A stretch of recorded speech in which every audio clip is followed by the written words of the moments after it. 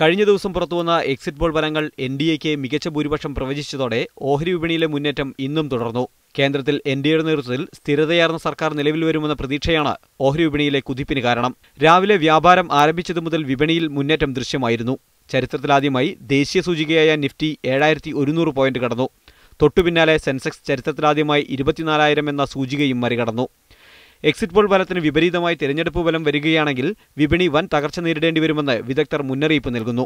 If these exit polls prove to be wrong, then we are in for a rude shock. And if there is a fractured verdict, then we'll see a deep cut in the market. Petroleum, gas, banking, automobile തുടങ്ങിയ സെക്ടറുകളിലെല്ലാം തന്നെ മികച്ച മുന്നേറ്റമാണ് ദൃശ്യമാകുന്നത്. BEL, Bharat Electricals, Adani Ports, ONGC എന്നിവയാണ് നേട്ടമുണ്ടാക്കിയ ഓഹരികൾ. ഡോളറിനെതിരെ രൂപയും ഇന്ന് നില മെച്ചപ്പെടുത്തി.